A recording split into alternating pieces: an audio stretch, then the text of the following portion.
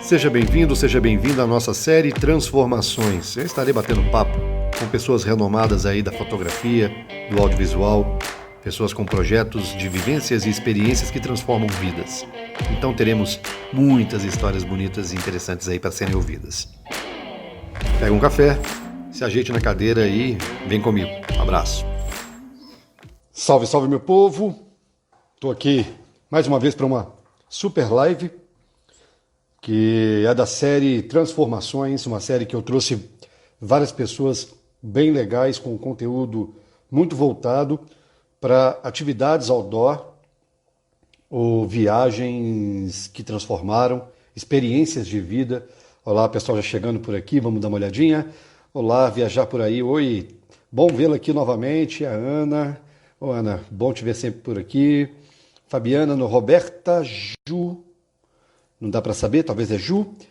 Bem, enfim, o foco dessa série Transformações é trazer para vocês sempre o que pode ter dado aquele clique, aquela virada de chave numa pessoa após ter vivido uma experiência mais impactante.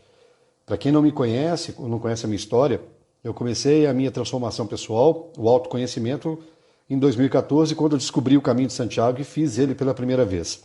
Depois, em 2017, eu voltei já com o meu projeto Caminhos Peregrinos. Então eu tenho os livros lançados tanto do Caminho de Santiago quanto da Via Frantígena, que foi a minha segunda peregrinação.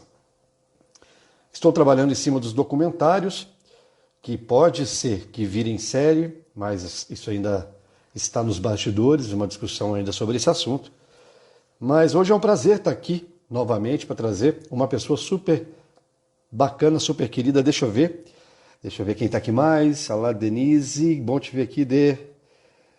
Valeu, Tiago, Júlia Riquena.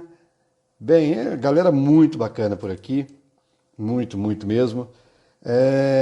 Laurentino, vamos lá. E estou esperando agora só a Luísa, ela é do blog Leve na Viagem, e o assunto hoje são as descobertas que ela teve no Monte Roraima. E ela vai trazer para a gente, ela já fez 2 vezes esse trekking, e que pode variar entre 5, 7, 10, 9 dias, se não me engano. Mas ela vai contar tudinho para a gente aqui.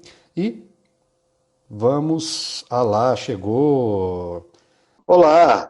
E aí, tudo Como bom, estamos? Antônio? Tudo Tô jóia, bem, e graças a você? Deus. Graças a Deus, tudo bem. Olha, só uma curiosidade aí para o povo. É a primeira vez que a gente conversa, mesmo que virtual, ao vivo, né?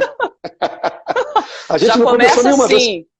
E a gente não conversou nenhuma vez para se preparar para essa live. Até porque o assunto, eu acho que é um assunto aí que a gente pode debater durante horas e horas, a dificuldade vai ser filtrar. Mas é a primeira vez que a gente troca uma ideia. A gente conversou no Instagram e no Zap até para trocar material, né? Você aceitar o convite, primeiramente, muitíssimo obrigado aí por ter aceitado Eu que agradeço. esse convite para fazer essa série de lives aí, que tem tudo para acrescentar muito aí para quem está nos assistindo. E E eu Luísa, fiquei é o seguinte... honradíssima, porque você só teve convidados incríveis também, né, Antônio? Na hora que você me mandou mensagem, que eu fui olhar assim nossa conversa lá pra cima, eu vi que você tinha comentado um stories meu da primeira vez que eu fui pro Monte Roraima, em 2018. Sim. E aí eu falei, cara, que legal. Então ele acompanhou as 2 vezes, Sim. e aí, enfim, a gente começou a conversar e foi sem brief nenhum mesmo, só pra gente falar sobre tudo isso que a gente sente, que eu acho que tem que ser de forma espontânea também. Não adianta a gente ficar tentando organizar antes, não, né? Não, verdade. E eu acompanho você justamente porque eu não sei como eu cheguei até você. Eu acredito que foi certamente pelo Monte Roraima. Eu, em 2018, inclusive, não, acho que 2017, eu quis fazer o Monte Roraima em outubro, mas acabei que não consegui fazer. Algumas particularidades no meio do caminho me impediram de ir. Depois as coisas foram caminhando para o outro lado, não tive ainda. Sempre tenho essa vontade de fazer o Monte Roraima, mas nunca tentei me organizar novamente para poder fazê-lo. E aí entrei dentro do meu projeto mais de cabeça, e aí faltou tempo, as coisas do cotidiano também, família, eu tenho um emprego também que me possibilita de ficar sempre ausente. Então, as coisas não se encaixaram, mas eu te acompanhei nas 2 vezes que você foi para o Monte Roraima e fiquei com muita inveja de você, inveja branca, mas eu fiquei. E vi que você viveu essa experiência de forma muito intensa. Primeiro, Luiz, apresenta-se, muita gente aí está vindo do seu canal, já te conhece, mas quem está aqui no meu canal talvez não saiba aí, né, da onde veio a Luísa. Quem sou eu? Exatamente. E por que você foi parar no Monte Roraima? Então vamos lá. Bom, para quem não me conhece, gente, primeiro boa tarde, eu sou Luísa Galiza. Eu sou psicóloga de formação, mas há 3 anos e meio eu trabalho com o Leve na Viagem. Eu fundei esse blog há 3 anos e meio. E há um pouco mais de um ano eu sou viajante profissional, fiquei um ano nômade e hoje em dia eu trabalho apenas com viagem. O meu nicho é muito ecoturismo e turismo de aventura. Eu sou muito mais focada na experiência que a gente tem na viagem, muito mais do que o destino em si. E o Monte Roraima já estava na minha lista, eu acho que desde a adolescência. Quando a gente conversou brevemente sobre o assunto que a gente falaria, eu tentei me lembrar quando que foi a primeira vez que eu desejei o Monte Roraima. E aí eu acho que, buscando nas minhas lembranças, eu devia ter mais ou menos uns 15 anos, não fazia trilha ainda, ia um pouco para a Chapada dos Veadeiros, porque eu morava em Brasília na época, e acampava e tudo mais, mas não tinha essa experiência de trilha longa. Mas eu vi o Monte Roraima e fiquei absolutamente apaixonada por aquilo. Anos depois, eu vi um vídeo filmado lá no do Monte Roraima de drone, que eu pirei, assim, eu me arrepiei da cabeça aos pés, eu fiquei com lágrimas nos olhos e falei, eu não morro antes de conhecer esse lugar. E aí, curiosamente, eu encontrei uma pessoa, um seguidor do Leve na Viagem, que me indicou a Explora Tepui, que é a agência que eu fiz o passeio, e eu comecei a conversar com o Weber, que é o dono da agência, e ele foi super, hiper querido e receptivo. E ele me aguentou, acho que 1 ano e meio conversando com ele, como você, nessa pseudo-organização da viagem que a gente quer, mas nunca faz de fato acontecer, né?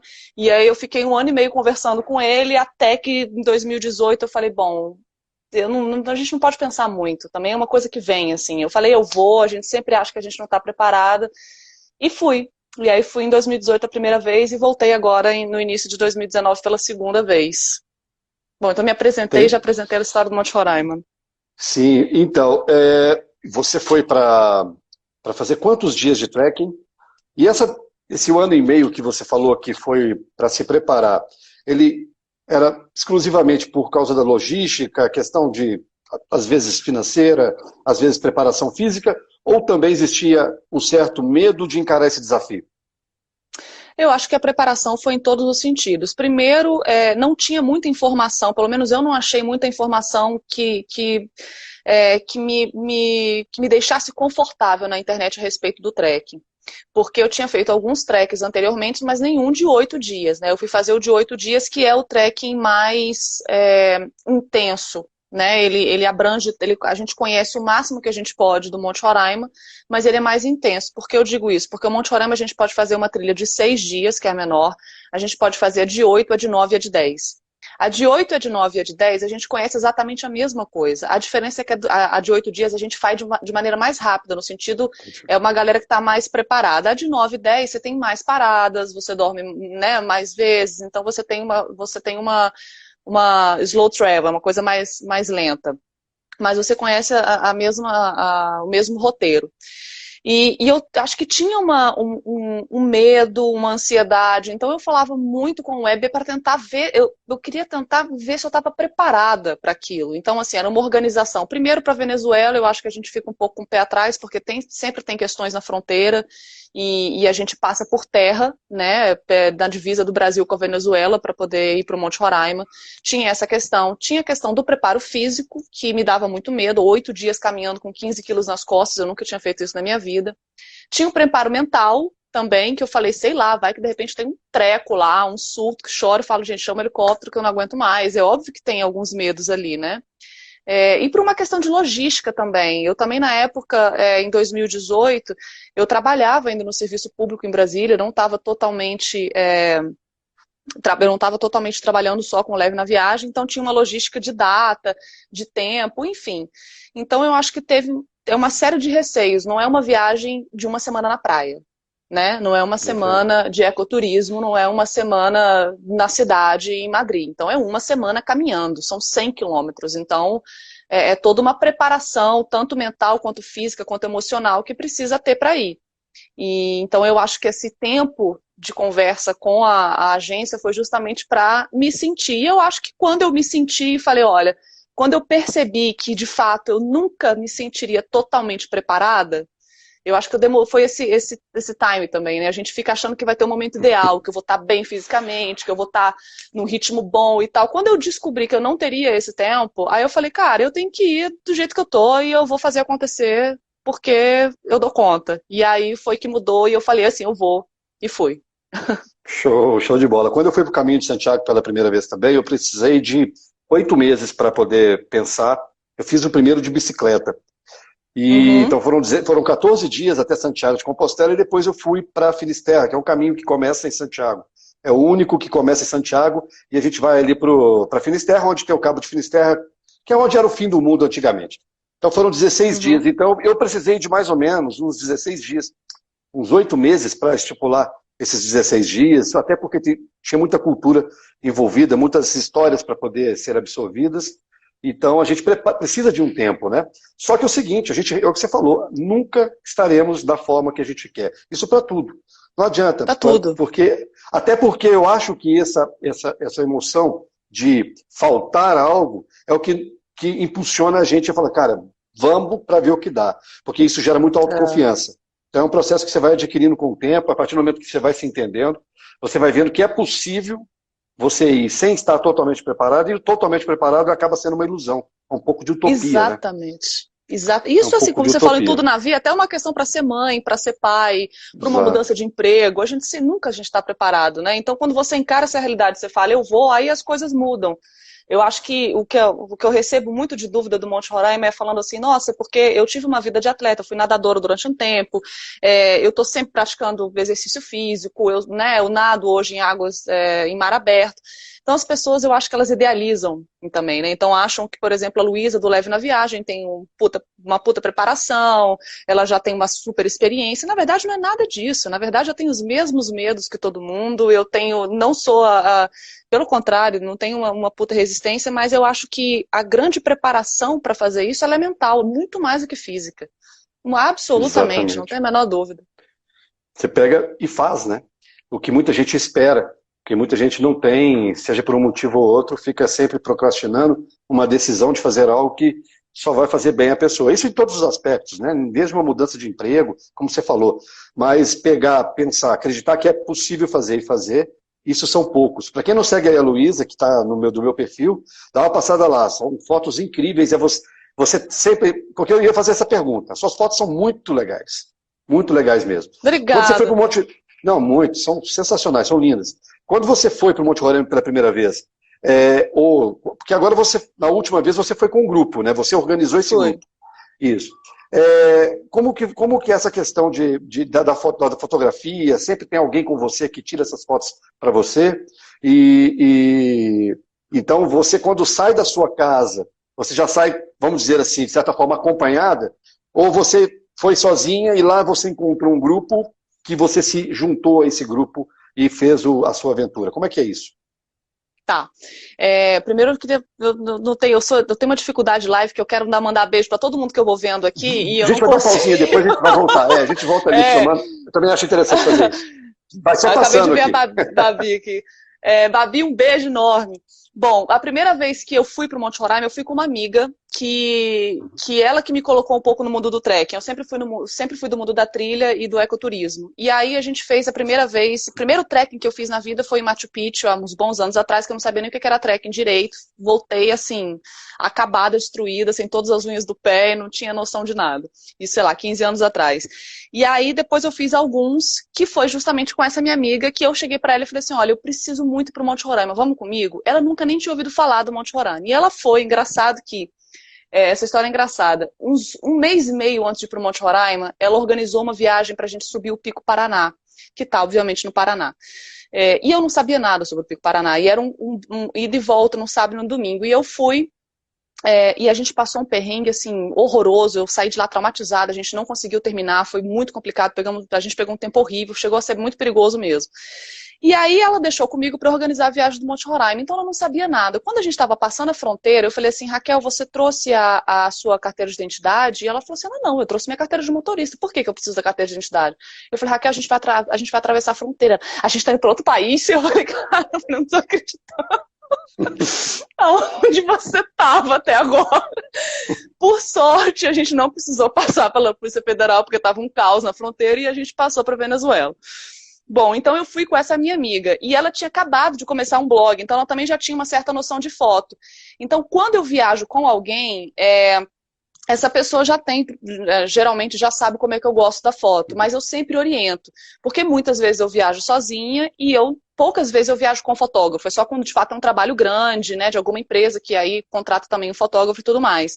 Mas eu dou o celular, eu só tiro foto com o celular ou com o GoPro, mas eu coloco na mão da pessoa e falo assim, olha, eu quero que você tire a foto desse jeito, eu vou passar aqui nesse ângulo, eu quero que você encaixe a linha do horizonte, tem que estar reta, eu quero tanto de céu, tanto de terra. Então eu oriento mais ou menos como é que eu quero, e eu acho que fotografia também é um olhar, né? Eu acho que é muita sensibilidade para o belo tá nos pequenos detalhes. Eu acho que eu tenho um pouco disso. Então, quem tirou minhas fotos no Monte Roraima foi a Raquel, que viajou comigo. Bacana. E que deram fotos lindas, de fato.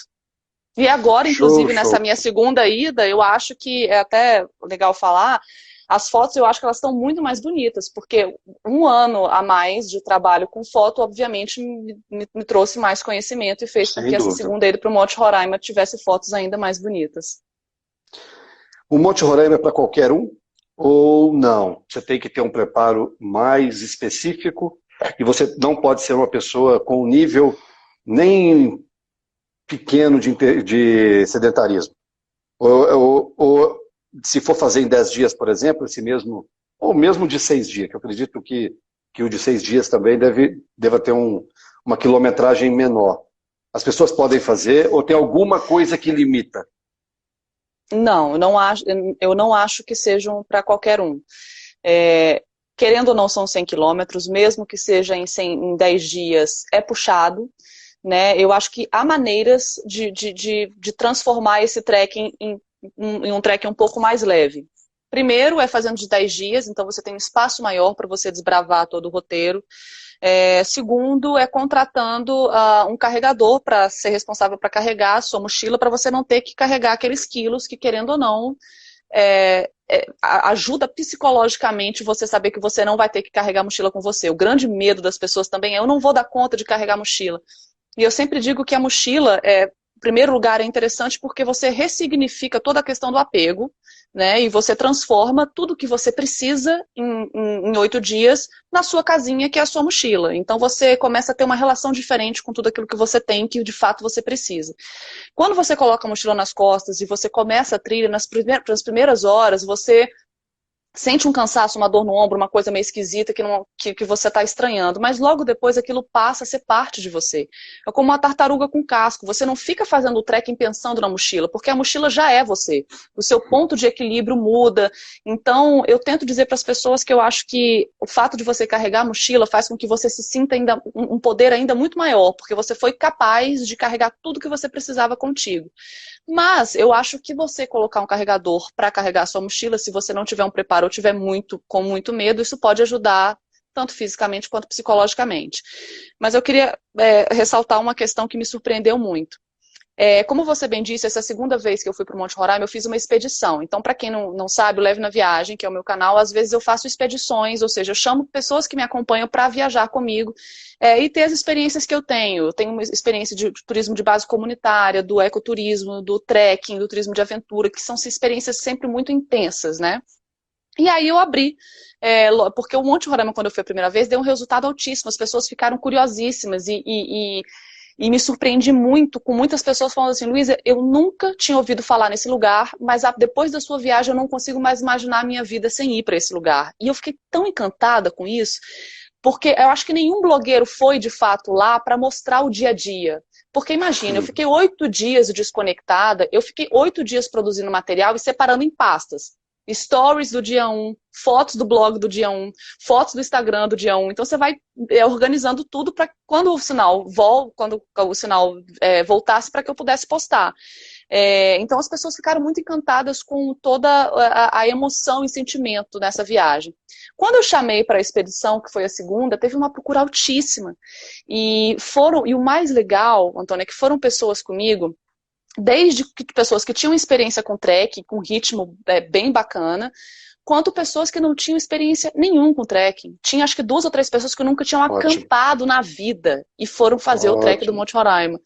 Então, meses antes, eu fiz um grupo no WhatsApp e comecei a organizar no sentido, gente, olha só, como é que está o ritmo de atividade física de vocês? A gente precisa dar uma intensificada, conversa com o personal se você tem, né? Conversa com o seu professor. E aí todo mundo foi, dentro do possível, dando uma puxada na preparação física.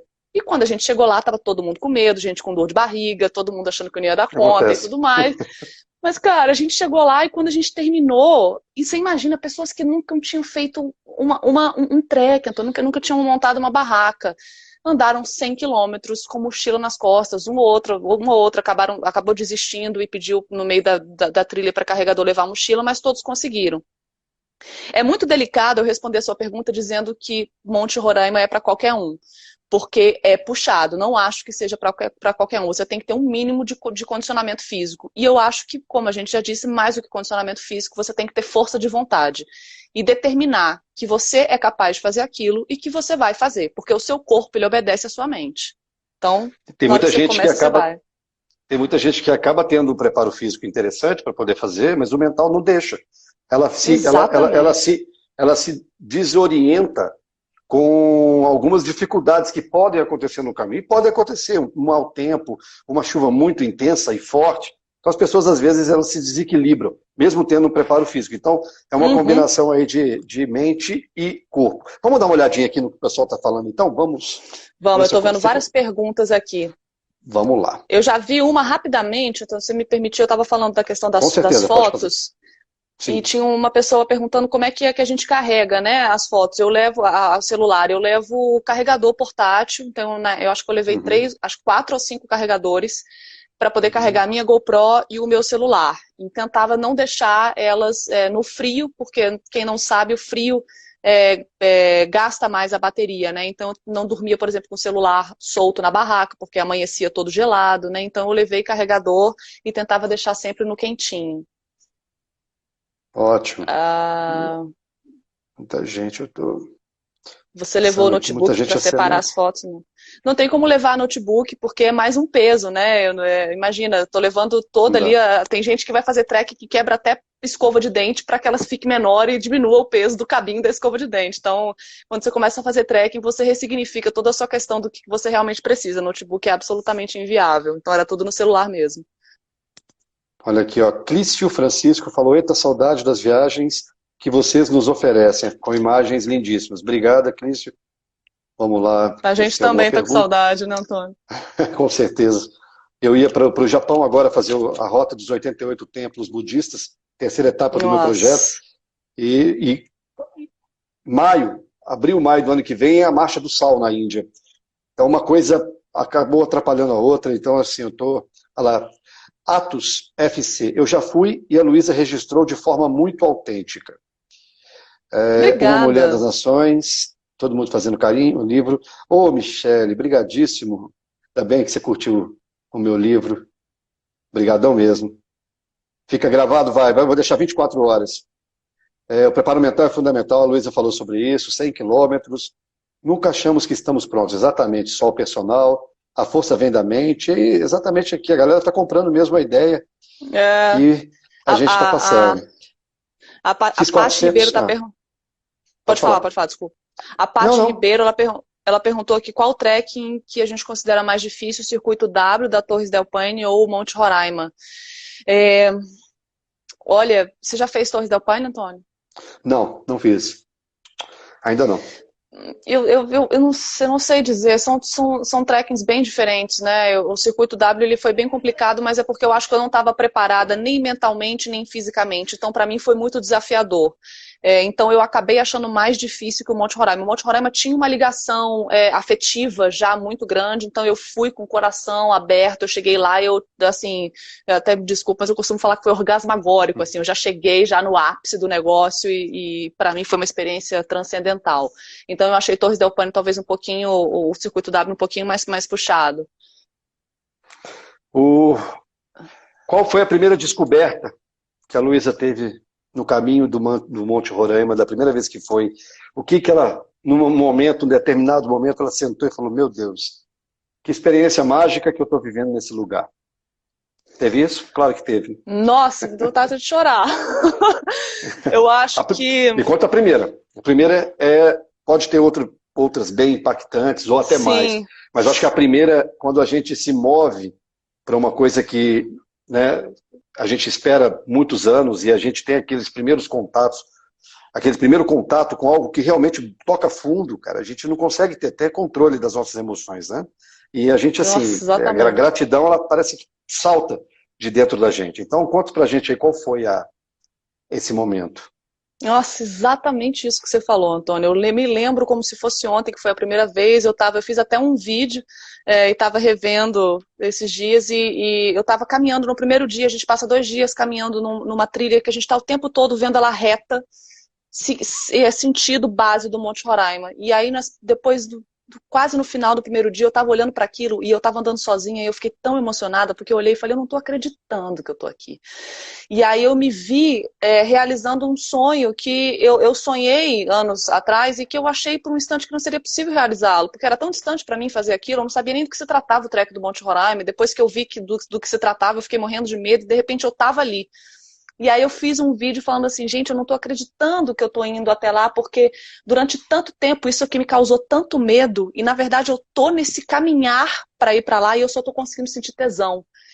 E aí, assim, eu fiquei muito emocionada, porque aí eu entendi que de fato eu tinha começado e que eu já estava prestes a realizar e que eu já estava realizando um sonho. Acho que para mim foi o primeiro momento do Monte Roraima, aí aquilo ali, minha chave já deu uma virada, aí tudo mudou. Aí para mim foi uma experiência...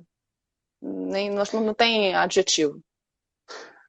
Antes desse momento, né, você teve alguma confusão mental? Tipo, cara, será que é isso mesmo que eu queria? Passei uns 3 dias sem dormir, tive uma diarreia horrorosa antes de começar, uma dor de barriga emocional total e absoluta. E eu pensava, o que eu estou fazendo? Eu fui tão despreparada, eu fui com uma mochila grande, uma mochila cargueira, uma mochila de ataque. Mas eu acho que todo esse despreparo, ele é interessante também porque ele também te mostra que, primeiro, coloca a gente num lugar de humildade, né? Que de fato, às vezes, por ter experiências anteriores, não significa que a gente tem tem um grande know-how naquilo. Então, a minha segunda vez, eu vi o tanto de erro que eu cometi na primeira vez, né? E eu acho que tem essa questão da gente se sentir pequeno diante de toda a experiência, que a gente acaba, isso engrandece a gente. Eu acho que quando a gente se sente pequeno, isso engrandece a gente como ser humano. E eu acho que essas experiências nos trazem muito isso. Então, até eu conseguir sentir isso, eu só sentia medo. E aí era confusão mental do tipo assim, eu acho que eu tô cometendo uma loucura. Eu já passei perrengue a beça em outros treks, o que eu tô fazendo? Mas aí é aquilo, a gente gira a chave também e fala assim, eu vou dar conta. Então, você condiciona o seu pensamento. De duas, uma. Ou você vai pirar e você vai escolher ficar na tua confusão mental, ou você vai deixá-la de lado, você vai virar e falar assim, bom, a minha confusão mental não me leva a lugar nenhum. Eu não tenho condição de dar atenção para ela, porque eu preciso realizar isso aqui. Então, o que eu tenho que fazer para realizar isso aqui? Foco, vamos lá. Força, esquece confusão mental e segue. Você tem que transformar a confusão mental em mentalização de positividade, né? Eu lembro que eu fui para a Via Frantide e eu não tinha ainda caminhado em picos, né, de montanhas com neve. Então, quando eu cheguei, eu fiquei muito assustado. Eu já tive uma experiência no Peru, na trilha Salcantay em 2009, que eu tive hipotermia. Então, aquilo foi um momento muito ruim e me veio na cabeça, porque eu queria ter feito a Via Frantígena sem o GPS, com o mapa, como orientação. Já no terceiro dia eu desisti. Eu fui para o GPS, mas a minha ideia inicial era essa. Então, quando eu estava com o mapa, eu falei, meu Deus, se eu me perder aqui, fudeu. Então, aquilo me deu... Sozinho? Sozinho. Eu caminhei sozinho. E a Via Frantígena, o meu livro da Via Frantígena chama Uma Viagem Interior, porque dos 35 dias caminhando, foram 1.100 quilômetros, foram 80% do tempo sozinho. Então a sua companhia, assim, você tem que se dar bem com a sua própria companhia, senão... Então essa bagunça mental, antes de um momento de êxtase, por exemplo, que acontece durante a própria jornada, porque a gente tem que viver, a gente vai aprendendo, né? A viver a jornada. A gente não espera o pico do morro, não. A gente não espera a Catedral de Santiago, a gente não espera o Vaticano. A gente tem que aprender, e o melhor que a gente faz é aprender a curtir a jornada e viver aquilo que a gente está sentindo, né, testando e em contato naquele momento. Mas naquele momento que eu fui chegando na divisa da Itália com a Suíça, eu fiquei um pouco assustado. E eu tive essa... O início foi... A confusão foi física, né? Diarreia, passei mal, tive febre. Depois a confusão mental é exatamente quando você começa a botar o seu corpo no automático. E aí você começa a liberar a sua mente. A sua mente começa a querer ganhar asas, né? E aí parece que no início assim, ela não sabe muito voar. Então ela fica batendo muita asa, meio descansada, fica batendo asa. E aquilo é um momento de... E eu falo o seguinte, esses momentos de confusão, eles antecedem boas memórias, eles são aprendizados e antecedem momentos de êxtase, né? Então, vivi isso na Via Frantígena. Agora, fico assustado com você, moça, carregando 15, eu fui com 16,5 quilos no Caminho de Santiago e 18 na Via Frantígena. 15 quilos? Sério? 15 quilos. E olha que da segunda vez eu falei, não... barraca, né? Não tem, pior que não tem a barraca não, porque a barraca quem carrega é a agência, que eles chegam primeiro para ir montando e tudo mais, coisa de cozinha, nem isso a gente carrega.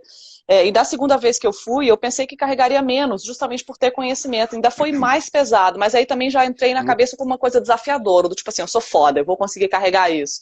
E eu acho que tem muita questão de alimento, eu sou uma pessoa muito faminta, então eu fico com medo de sentir fome, eu sou intolerante à lactose, então tem toda uma questão, uma logística minha de comida. E também eu até hoje não sei te dizer porque que eu levei 15 quilos, mas não consigo levar menos. É porque difere um pouco do seu do meu, porque, eu querendo ou não, na Via Frantígena ainda é mais escasso, tá? Então você tem que prover a alimentação do dia ali com um pouco mais de fartura, vamos dizer assim. Mas no Caminho de Santiago não, ele é muito 3 quilômetros, 1,5 quilômetros, então você não precisa carregar turístico, comida. Você tem, então você, por exemplo, porque querendo ou não, se você precisar de levar 2 litros de água, de 1,5 litro naquelas garrafas de 1,5 litro, você está botando 1,5 kg nas costas, né? E a comida também pesa. No seu você não tem isso, você tem que levar a sua comida, né? Então, por exemplo, a minha Camelback tem 3 litros, então já são 3 quilos, né? Então exatamente. Isso, então é muita coisa. Lá a gente tem pontos específicos de água, então é toda essa logística. Agora eu queria só voltar um pouquinho no que você falou, que eu acho interessantíssimo, quando você falou da questão do trekking, do caminho. E uma das coisas que eu acho que o trekking ajuda muito nessa questão da transformação é que o ponto alto não é necessariamente o ponto de chegada. Né? Até porque, por exemplo, o Monte de Roraima nem tem um ponto de chegada em si, porque quando a gente chega no topo, a gente tem 32 quilômetros quadrados para rodar no topo. Então, a onda é você curtir o caminho. Na verdade, o processo do caminhar, que é o grande barato, né? Não o ponto específico em que você chega. E quando a gente tem essas experiências de trilhas longas e de trekkings, quando a gente está sozinho, meu Deus, é uma terapia visceral, porque eu costumo dizer que eu acho que trilha é uma ferramenta terapêutica muito forte, porque desde a nossa escolha, aonde a gente vai pisar, por exemplo, se a gente está num lugar onde pedra, qual pedra que a gente vai escolher, o equilíbrio que a gente tem que dar, que a gente tem que ter, o passo dado, muitas vezes você não consegue voltar atrás, você tem que bancar aquela sua escolha. Então é uma terapia muito forte. Quando você vai para um trekking sozinho, que você tem que dar conta dos seus medos, né, dos seus receios, do seu humor, enfim, de questões de imprevistos físicos que podem acontecer, ou até mental, então é muito engrandecedor mesmo, a gente se fortalece de uma maneira que eu acho que só quem faz, ou só quem já fez, consegue alcançar os níveis que a gente chega de elucubrações mentais, porque a gente não consegue ter em outro momento, sinceramente. Eu não consigo te descrever, te exemplificar outro momento da minha vida que eu consigo acessar o que eu acesso quando eu estou fazendo um trekking. Até porque quando a gente está nessa, vamos falar nessa experiência, né? A gente está longe dos nossos vícios, da nossa rotina, né? Ou seja, as interferências externas, seja do trabalho, da família, do dia a dia, da casa, do boleto, daquelas coisas todas que acabam te induzindo a entrar no piloto automático, ali você tem que simplesmente caminhar, se concentrar no que você está fazendo, curtir o que você está vendo, vivendo e experimentando. Então, você está livre dessas experiências. Então, até prudente que a gente vire e se deixe levar mesmo por essa experiência e não fique engessado, porque senão não faria sentido. Não faz sentido você tentar. Eu falo que, no meu caso, eu uso a peregrinação como um instrumento de transformação pessoal, de autoconhecimento. Não necessariamente todo mundo tem que ser peregrino, mas na peregrinação eu encontrei o meu modo de desligar do meio e de conexão comigo mesmo. E, querendo ou não, a gente num ambiente de cultura, de desafio, de natureza, que nos exige tanto um aprendizado, ou uma troca, ou mesmo um desafio físico, né? Pela dificuldade. A Via Frantígena foi muito difícil, muito mais difícil que o Caminho de Santiago. Então, quer dizer, nos coloca um pouco em situação de que, cara, eu consigo, eu posso, e quando eu faço, é por isso que eu falo, eu sempre quando eu faço umas lives, eu já falei isso algumas vezes, eu sempre tenho as minhas comemorações, as pequenas comemorações, as pequenas vitórias. Eu comemoro cada etapa, cada cidade que eu chego. Entendeu? Eu não fico esperando comemorar quando eu estiver chegando lá no Vaticano. É lógico que lá você dá o dever cumprido. No final, inclusive, a gente fica até esperando que a coisa continue. Pô, mas vai acabar. Vai acabar. Podia ter mais. Né? Podia ter mais. Doido, né? No início a gente fala assim, cara, muito doido. Será que eu vou dar conta? Isso, e depois não, depois eu quero mais, eu quero dar conta. Você quer mais, isso aqui tá bom demais para terminar amanhã, vamos dizer assim.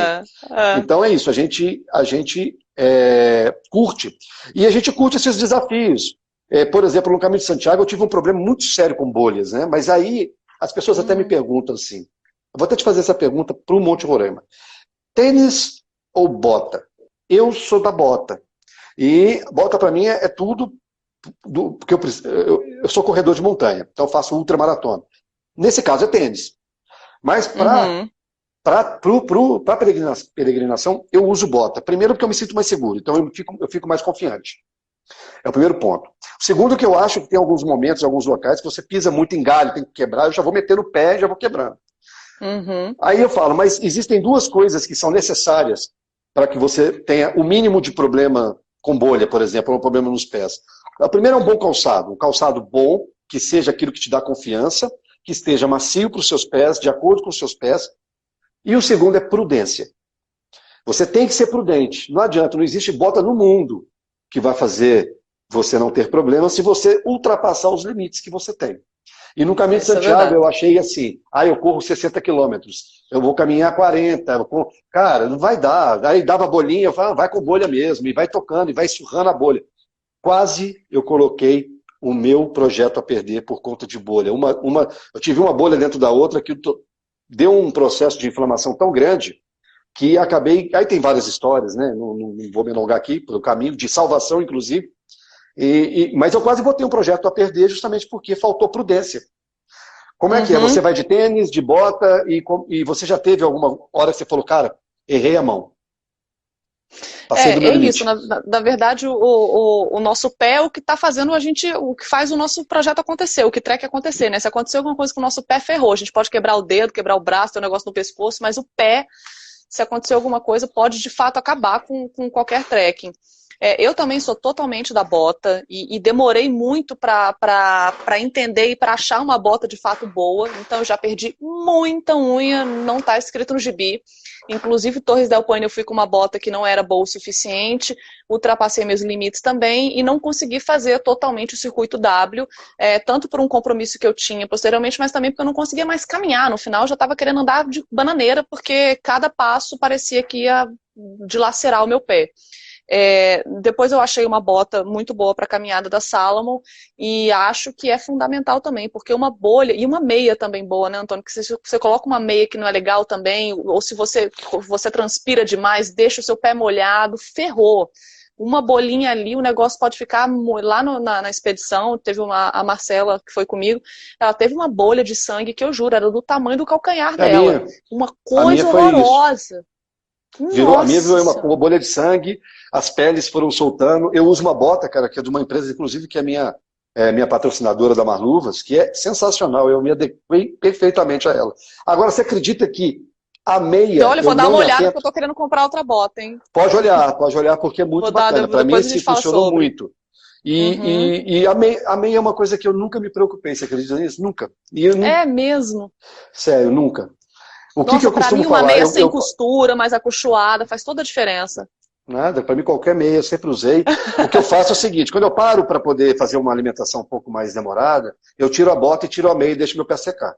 Respirar um pouquinho. Aí eu seco, ele respira. Então isso aí foi uma coisa também que me ajudou muito, e ajuda muito aos caminhantes. Então, se você integrar o seu descanso, né, tanto o seu descanso, do seu companheiro, porque seu pé é seu companheiro ali, é o que você falou, é ele que está te levando. Você tem que tratar dele tão bem quanto você trata de você. Se você come bem, se você se alimenta bem, ele também tem que estar sendo muito bem tratado. Então eu sempre cuido dele, tiro, seco, porque a umidade é que faz, uma das coisas, né, é a umidade que faz criar bolha. Então a gente tem que ter esse cuidado. Então assim, para tudo na vida a gente precisa de prudência, né, Luiz? Então se a gente começa a botar, igual você falou, a gente começa a entender como somos pequenos diante do mundo ali, diante da situação. Então a gente tem que se colocar como pequeno e respeitar aquilo que a gente está fazendo.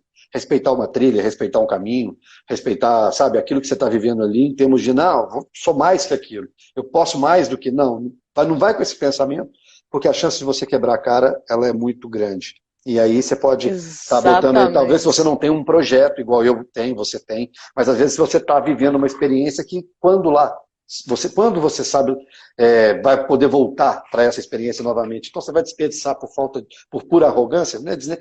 São coisas desnecessárias. Exatamente. Eu acho que isso tudo torna a gente muito humilde, né? Agora eu perdi o raciocínio e ia te falar alguma coisa em relação a essa questão da gente se sentir pequeno. É que a gente entra em contato, seja você ateu, agnóstico ou super religioso, a gente entra em contato com alguma espécie de divindade, com alguma crença sua, que às vezes você não sabe nem o que é muito grande, né? Eu lembro que quando eu saí da primeira vez do Monte Roraima, justamente o que você falou, eu comecei achando que não ia conseguir, e no último dia, eu lembro que eu ouvia música, porque ainda tinha carga no meu celular, diga-se de passagem, e eu estava ouvindo música e dançando muito, e o penúltimo dia são 20 quilômetros, e é o dia que você sai do topo e você atravessa um dos acampamentos que você dormiu na ida, ou seja, você faz 2 dias de ida, você faz em 1 dia de volta. É puxado. E aí eu lembro que eu dançava tanto e eu olhava para trás para o monte e eu falava, eu não estou acreditando que eu estou indo embora, né? Assim, é isso que você falou, a gente olha para trás e parece que você não quer sair daquilo, porque o mais louco disso tudo é que a gente, na nossa vida aqui, a gente está dentro não em quarentena, né? Porque a gente está numa coisa, uma exceção, mas a gente está numa zona de conforto. E quando a gente sai dessa zona de conforto, a gente entra numa zona de aprendizado. E depois da zona de aprendizado que está talvez uma zona ali do pânico, né? Então, na verdade, o limite é tênue. Então, na verdade, quando você... Tem uma frase que diz que a felicidade está logo ali depois dessa zona de conforto. E eu acho que é muito isso. Quando a gente sai dessa nossa zona, a gente se vê diante de tantas coisas que nos incomodam e que nos trazem sentimentos e pensamentos antes nunca acessados, que faz com que a gente chegue em um lugar que a gente nunca imaginou antes. Então, quando você se vê indo embora daquilo, você fala, cara, nada na cidade, nenhuma experiência que eu vou viver ali na minha casa vai me trazer esse tesão, orgasmo agórico que eu estou sentindo agora nesse lugar, né? Tudo que eu vivi, tudo que eu vi, tudo que eu senti, tudo que eu chorei, tudo que eu sorri. E aí eu fui embora e falei assim, cara, eu não acredito que eu nunca mais vou voltar nesse lugar, não é possível. E nem imaginava que um ano depois, exatamente um ano depois, eu estaria lá de novo. E assim, o mais louco, eu não sou de ficar repetindo muitos lugares. Quando eu saí da segunda vez, eu falei assim, olha, eu acho que eu ainda sou capaz de vir de novo pela terceira vez. Porque tem uma coisa ali, que eu não sei o que é, uma coisa que, como você ir no caminho de Santiago, de alguma forma você precisava sentir, né, de novo. Eu costumo falar que essa palavra chama mágico. Isso é mágico. Eu falo que, você falou da zona de conforto, passa ali pela zona do medo, as experiências, aí da realização, e depois dela é o mágico. E o mágico é esse loop. Porque se você continuar, você vai voltar para a zona de conforto. Então, rodar, sempre saindo da sua zona de conforto, indo para a dor, do aprendizado, e da realização, e aí você realiza, se você ficar ali, você volta para a zona de conforto. Então, esse loop é o loop do mágico. Então, esse é o caminhar. Então, ou seja, é o movimento. Sabe? E é meio viciante, né? Total, porque ali eu você me vejo totalmente viciada. Porque eu já saio de um caminho pensando no outro. Você viu no início da nossa conversa aqui, eu nem fui para o Japão, eu já te falei da Índia. Você já está entendendo como é que eu tô? A pandemia me segurou aqui, eu não estou conseguindo ir para o Japão, mas já estou assim, meu Deus, mas eu ia para a Índia em abril. Quer dizer, a Índia depois. Eu tenho que ir para o Japão antes, então, entendeu? Para você ter uma ideia como que isso uma droga, vamos dizer assim. Uma droga da boa mesmo. O barato é incrível. Vamos dar uma olhadinha aqui na galerinha, eu acho que tem muita gente falando aqui. A gente não consegue ver todo mundo, viu, gente? É muita coisa mesmo. Muita doideira. E querendo ou não, mexendo aqui no celular aqui, eu troquei a tela, eu já até falei isso aqui, então o meu touch ele não é tão muito leve. Vamos lá.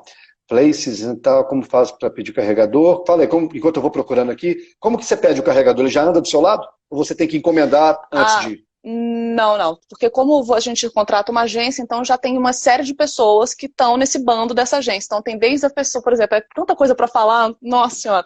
Por exemplo, tem a galera tem o pessoal que leva só coisas de cozinha, tem a pessoa encarregada de levar comida, tem gente que leva botijão de gás, o carregador, que é onde, né, o fogo para eles poderem cozinhar.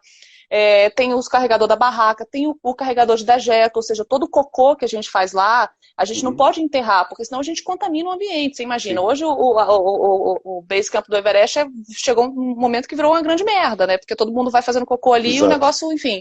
Monte Roraima você faz num saco com cal, e aí você dá um nó, e aí tem um carregador responsável por isso. Então, veja, tem vários carregadores numa equipe para levar um grupo. Então, se no meio do caminho você não conseguiu levar mais a mochila, pode ser que tenha um carregador disponível para levar a sua mochila. Aí eles têm que rearranjar tudo que ele estava levando em outros carregadores para que ele fique livre para poder carregar a sua mochila.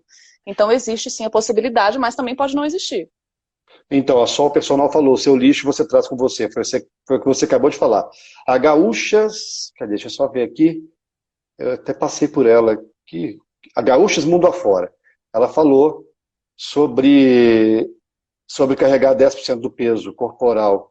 É o ideal, mas é bem complicado. É o ideal. A gente, dependendo do que você vai fazer, é mais complicado mesmo. É muito complicado. Sugestão, live específica aí, Luiz. Ó, live específica do planejamento de Monte Roraima. Já deve ter feito, né? Lógico. Não fiz, cara. Não fez. Tem vários temas do Monte Roraima para fazer. Vamos lá, qual que é o custo médio? Eu vou falar do Caminho de Santiago, que é um caminho, né? E você fala do Monte Roraima. Fala o custo médio da viagem. Eu falo primeiro? Mais ou menos. Pode falar, enquanto eu vou olhando aqui. Varia muito. Então, assim, eu fiz o Monte Roraima com uma agência venezuelana, né? Porque eu gosto muito de fomentar o turismo local. Então, assim, a gente sabe que a Venezuela está passando por uma situação tão complicada há um tempo. Eu não vejo muito sentido de pagar uma agência brasileira que vai contratar venezuelanos por um preço ainda mais barato, ou seja, eles vão ganhar menos para trabalhar com a empresa brasileira e a gente paga mais para a empresa brasileira do que pagar para a empresa venezuelana. Então, é um pacote muito barato. Eu tenho até vergonha de falar, porque assim, é irrisório. Eu falei até que eles precisam aumentar, mas é menos de R$2.000 para você ter uma viagem com tudo incluso 8 dias. Não, é um preço ótimo mesmo. É surreal. Para uma agência brasileira, você chega a pagar R$3.500, R$4.000. Então, assim... O Caminho de Santiago é um custo muito baixo também, né? Tudo depende de como você vai ficar. Porque o Caminho de Santiago, você pode ficar em hotel, você pode ficar em hostel, ou você pode ficar em albergues peregrinos, que é a opção mais barata. Eu sempre gosto de ficar nos albergues peregrinos pela vivência e pela experiência de estar ali. Ali, geralmente, em torno de 7 euros, mais ou menos, a diária de hospedagem. Você consome o prato peregrino, que gira em torno de 10 a 15 euros, e mais os gastos, você vai consumir aí cerca de 30 euros por dia de caminhada. Então, se você fizer uma jornada de 30 dias, você vai colocar 900 euros aí na conta. Mais o transporte de ida e volta e a logística. A logística gira em torno aí, agora com o euro subindo essa maluquice toda aí, Eu não fiz as contas, mas deve dar entre 600 e R$ 1.000 de logística interna, que você sai de um lugar e vai para outro. Né? Você sai de Saint-Jean-Pied-de-Port, na França, atravessa 850 quilômetros, chegando em Santiago de Compostela. Então, se você for para Madrid, você tem que deslocar de Madrid para Saint-Jean e depois de Santiago de Compostela para Madrid de volta. Mas então, é mais ou bem menos R$ 1.000 também, né? Também, é uma viagem de baixo custo. 30 dias? 30 para dias. ir você falou dessa questão da logística, que tem toda essa logística para ir pro lugar, né? Lá no caso do Monte Roraima, você tem que voar para Boa Vista, e aí o voo para Boa Vista aqui de qualquer lugar do Brasil é caro. Então, um voo para Boa Vista, assim, em média, sai entre R$ 1.500 e R$ 2.000. Então, é praticamente o preço do pacote de 8 dias inteiros no Monte Roraima, né? Mas por R$ 4.000 você consegue fazer isso. O pessoal perguntou aqui como combinam as paradas. No seu caso, acho que já vai tudo definido, né? A agência faz isso, ela já sabe onde para. No meu é o seguinte, cada um sabe o tanto que anda, que aguenta andar, e que permite andar, e que deseja andar também. Então, eu já saio com tudo programado. Eu não vou sair nem andando e onde der eu paro, Não, eu já saio com tudo programado justamente porque eu tenho também a escassez de dias. Então, se eu tenho 35 para 33 para poder fazer, eu tenho a logística para ir, a logística para voltar, e aí eu encaixo sempre. Todo o caminho que eu faço também, eu sou mais ou menos como você. Eu dou uma enxugada, eu fiz a Via Francígena de 45 dias, eu fiz em 35. Então, eu andei 47 quilômetros em 3 dias, eu andei 47 quilômetros. Não vou fazer isso mais, e prejudica, porque eu fotografo e eu faço os vídeos para o documentário. Então, isso acaba prejudicando o trabalho. Eu agora vou andar na faixa de 35 quilômetros no máximo. Mas a cada parada você mesmo define de acordo com as suas condições, né? De tanto que você consegue andar por dia. No caso do Monte Roraima, tem várias, por exemplo, quando você chega no topo do Monte Roraima, tem várias cavernas que servem de abrigo. Então, cada agência tem toda uma logística que sabe quais são as agências que estarão lá no topo do Monte Roraima no dia tal, e aí cada agência tem uma caverna para ficar. Legal. Então, é toda uma logística, e às vezes, por exemplo, é de um lado da Venezuela, o outro está do lado do Brasil, o outro está do lado da Guiana. Para quem não sabe, o Monte Roraima está na tríplice fronteira, né? Show, vamos lá. Nós temos, acho que uns 7 minutinhos de live só. Vamos ver se tem alguma coisinha aqui. Eu tô aqui pronta para ficar. Vai fazer uma hora. Não, mas o Instagram ele nos dá somente 59 minutos. Vamos lá, deixa eu ver aqui. Isso, vou te falar, na hora que o negócio tá bom. Show. Vamos ver aqui se tem alguma pergunta bacana. Tem aqui perguntando, vocês se comunicam com alguém para dar notícias? Não, a gente não tem como se comunicar. Eu tenho uma parceria com a Spot, que é um rastreador via satélite, que me dá uma segurança enorme, que a gente consegue enviar mensagem por satélite para pessoas que a gente cadastra para receber a mensagem. Quando a gente manda, a pessoa recebe um e-mail dizendo: olá, a mensagem da Luísa, ela está no local tal. Aí aparece longitude, latitude e o mapa onde eu estou exatamente.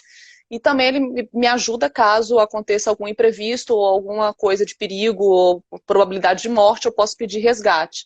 É a única forma de se comunicar, porque lá não tem sinal nenhum. Não, eu levo o celular já e comunico todo dia, então tenho sinal farto. Posso falar à lá vontade. tem, né? Então, mas às vezes nem é legal, né, Antônio? Porque...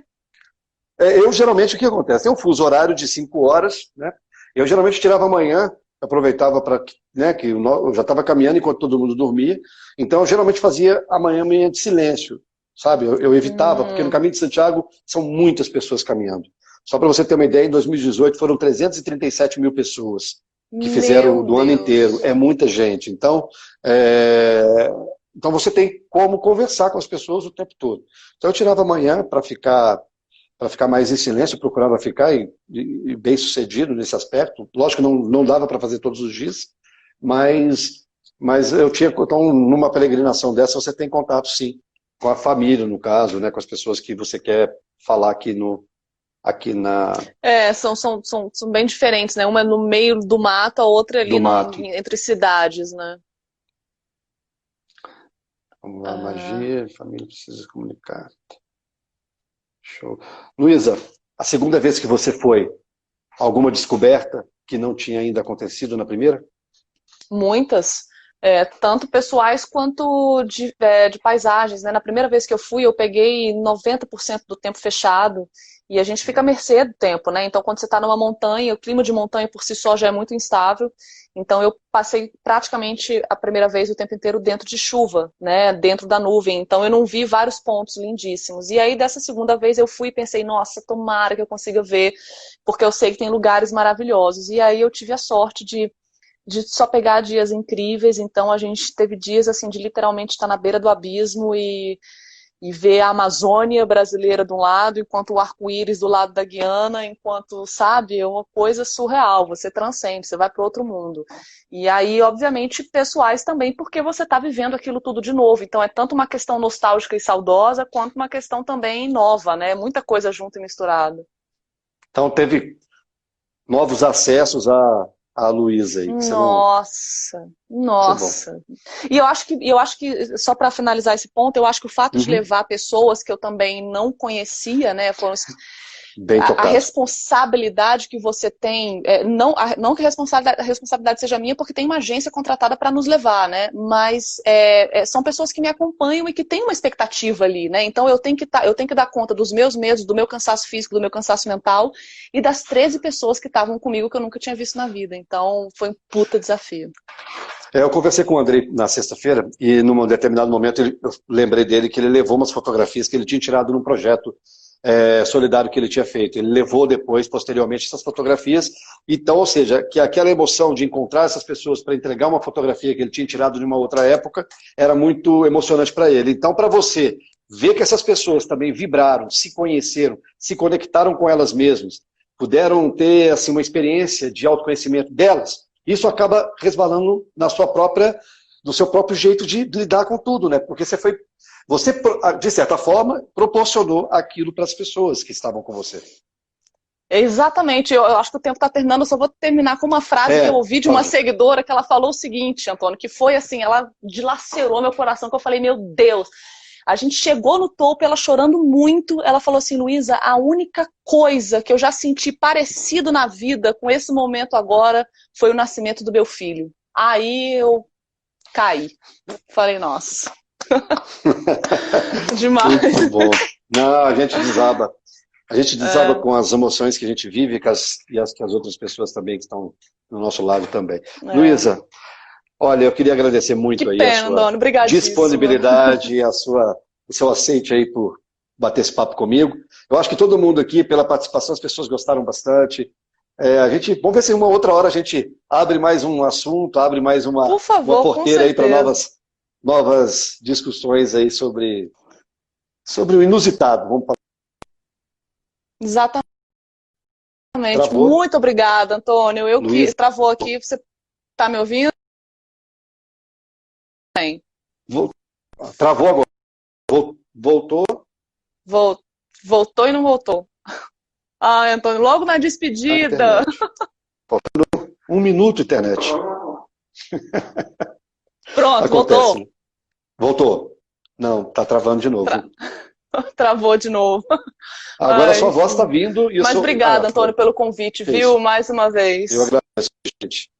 Quem aí que me segue, passa no perfil lá da Luísa para ver as belíssimas fotos e as experiências maravilhosas. Bem, beijo, foi um prazer falar contigo. Muito obrigada a todos mesmo. que participaram, Antônio. Obrigada a você, viu? Um beijo grande, que a gente siga forte aí nessa quarentena. Com certeza, viu? Vou salvar sim. 24 horas vai estar aqui. Beijo. Maravilha. Um beijo, Antônio. Tchau, gente. Um beijo. Tchau, tchau. Valeu. Valeu.